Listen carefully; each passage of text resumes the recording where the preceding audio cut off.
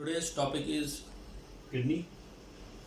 As you know, जो kidney होती है हमारे बॉडी में दो साइड में आप जानते हैं, राइट एंड लेफ्ट दो किडनीज होती है और this is an important organ of excretion specially in the form of urine. ये हमारी बॉडी में जो फजलात होते हैं, जो कचरा होता है, जो एक्सक्रीटरी वेस्ट होता है, उनको यूरिन के द्वारा शरीर से बाहर बेच देने का काम करता है। और जो किडनी है ये हमारे, अगर हम इसको बॉडी में देखेंगे, ये करीब T12 थोरेसिक 12 वर्टेब्रा और L3 वर्टेब्रा तक पाई जाती है।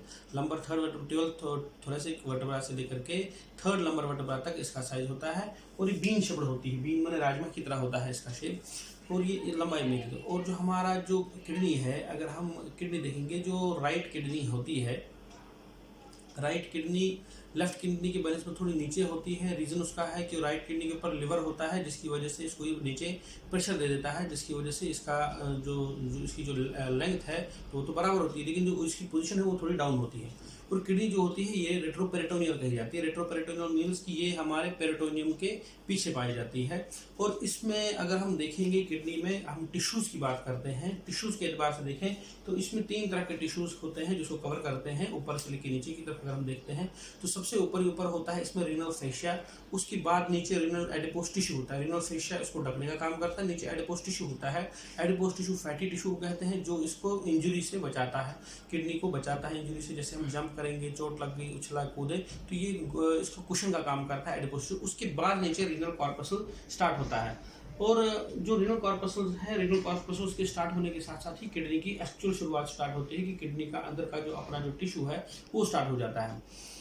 अब हम बात अगर करते हैं किडनी की फिल्ट्रेशन के बारे में, करीब पर डे एक kidney 150 litre urine blood 150 litre blood per day ये फिल्टर करता है। यानी अगर देखा जाए तो दिन भर में हमारे जैसे इंसान में 5 लीटर खून होता है, तो अगर देखा जाए तो करीब ये 1 मिनट में, ये पूरे दिन में 30 बार 30 टाइम्स ये ब्लड को सर्कुलेट फिल्टर करता रहता है। अब अगर बात हम करते हैं किडनी के बारे में, तो हम आपको यहाँ थोड़ा फोकस करने पड़ती है। तो किडनी की बात करते हैं तो इसको जैसे कि यहाँ दिखाया गया है, तो किडनी को हम डिवाइड कर सकते हैं आउटर कॉर्टेक्स में। इसका जो बाहर का हिस्सा है ये कॉर्टेक्स कहलाता है, जो यहाँ शो किया गया है ऐसे। ये आउटर कॉर्टेक्स होता है और इनर मेडुला होता है। मेडुला आप ये देखते हैं कि ट्राइंगुलर स्ट्रक्चर जैसे है, ये पिरामिडल जिसको स्ट्रक्चर है, इसको हम मेडुला बोलते हैं। जो आउटर कॉर्टेक्स है ये यूं अंदर ही मान लीजिए, जैसे कि मैंने इधर इसको ग्रीन कलर से दर्शाया है, इधर ग्रीन कलर से दिखाया, ये कॉर्टेक्स एक्चुअली इस तरह से है और यही कॉर्टेक्स नीचे की तरफ घूमता हुआ है इन 2 मेडुलास के बीच में, और ये डंडे नुमा स्ट्रक्चर बन गया, एक कॉलम्स ने खड़ा हो गया इस तरह से, जिसे देख लीजिए बीच में कॉलम हो गया। देखो ये कॉलम क्या करता है काम, अगर देखा जाए तो इन मेडुला को बांटने का काम करता है, अलग अलग करने का काम करता है। इसको हम बोलते हैं columns of Bertini. Columns of Bertini कहा जाता है इनको, इन कॉलम्स। अगर ये कॉलम्स ऑफ ब्रिटनी देखा जाए तो रीनल कॉर्टेक्स का ही अंदर मुड़ा हुआ पोर्शन है ये, जो इन मेडुलास को अलग कर देता है। अब बात होती है, हमने इसको 2 हिस्सों में बांटा, एक तो आउटर कॉर्टेक्स और इनर मेडुला में। कॉर्टेक्स तो ये वाला पोर्शन हो गया, और मेडुला जो ये राउंड पोर्शन है, ये वाला पोर्शन मेडुला हो गया। अगर हम देखते हैं ये एक पिरामिडल शेप का है, इसकी जो बेस है, ये घूमता हुआ बेस जो है ये ऊपर कॉर्टेक्स की तरफ है, और जो नीचे टिकोनल स्ट्रक्चर है, जो ट्रायंगुलर स्ट्रक्चर नीचे है मेडुला का, इसकी नीचे की तरफ है, हम इसको रीनल मेडुलरी पिरामिड बोलते हैं। करीब इनकी क्वांटिटी 10 से 12 होती है। और मेडुलरी पिरामिड को जो है हम 2 हिस्सों में बांटते हैं, एक मेडुला को हम 2 हिस्सों में बांटते हैं। इसमें एक ट्यूबुलर स्ट्रक्चर होता है, एक वास्कुलर स्ट्रक्चर होता है, 2 तरह के स्ट्रक्चर होता है। अगर हम ट्यूबुलर स्ट्रक्चर की बात करते हैं तो यूनिफरस ट्यूब्यूल्स होते हैं इसमें। यूनिफरस ट्यूब्यूल्स जैसे यहाँ हमें पता है, यूनिफरस ट्यूब्यूल्स होते हैं, ये 2 हिस्सों में बटा हुआ है, एक सेक्रेटरी नेफ्रॉन में और डक्ट्स, कलेक्टिंग डक्ट्स में। यानी नेफ्रॉन से निकलने वाला जो यूरिन जो फॉर्म हो जाता है नेफ्रॉन के जरिए, वो जाता है कलेक्टिंग डक्ट्स में, और एक सेक्शन नेफ्रॉन्स को बनाता है, दूसरा सेक्शन कलेक्टिंग डक्ट्स को बनाता है।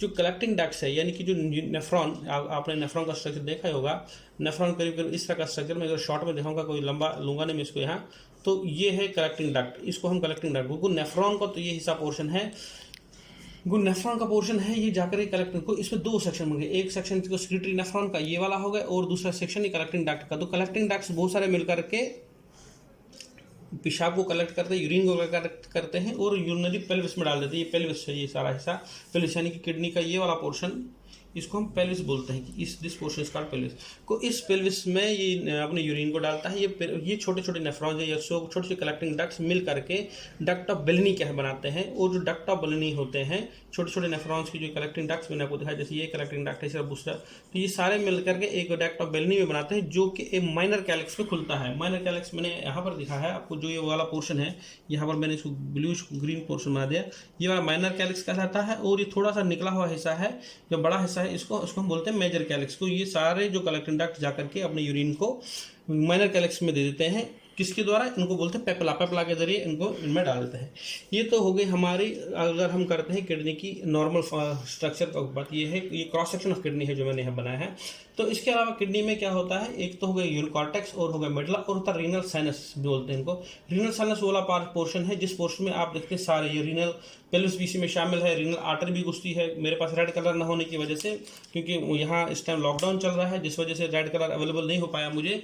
मेरे को कलर्स ही 2-3 मिल पाए हैं यहाँ मार्केट से, इसलिए मैंने इसको एक्चुअली रेड कलर में दिखाना चाहता रीनल आर्टरी को, but due to the lack of facilities available at this time due to lockdown, I am unable to colour it red at presently. अब जो मेरे पास कलर है इनसे मैं दिखा रहा हूँ कि जो कलर है इधर दिखाया, बेसिकली रीनल आर्टरी है, ये रेड कलर की होती है। तो रीनल आर्टरी है, इसमें रीनल वेन है, रीनल वेन एक ब्लूइश कलर की है, रीनल आर्टरी है, रीनल वेन है, रीनल साइनसेस है।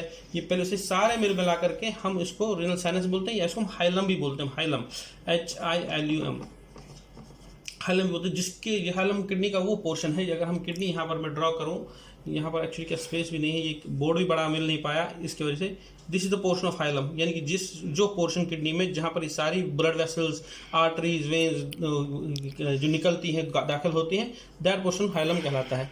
तो ये तो हो जाता।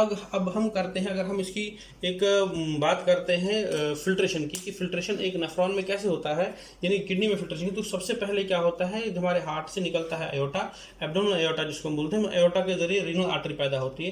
ये रीनल आर्टरी जाकर के सेगमेंटल आर्टरी में जाती है, सेगमेंटल आर्टरी इंटरलोबार आर्टरी में जाती है, इंटरलोबार हो, इन लोब्स के अंदर जो आर्टरीज है वो दाखिल हो जाती है।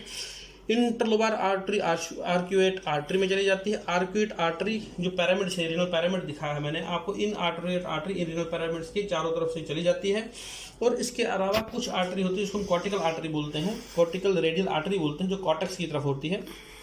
ये जो कॉर्टिकल आर्टरी है, ये एफरेंट आर्टेरियोल में अपना सिक्रेशन देती है। एफरेंट आर्टेरियोल अगर आपको पता, ग्लोमेरुलस में मैंने एक बार शायद कॉलेज में बताया भी होगा आपको। एफरेंट आर्टेरियोल ये ग्लोमेरुलस था। इस ग्लोमेरुलस में 2 पोर्शन है, कि एफरेंट होता है, एक इफरेंट होता है।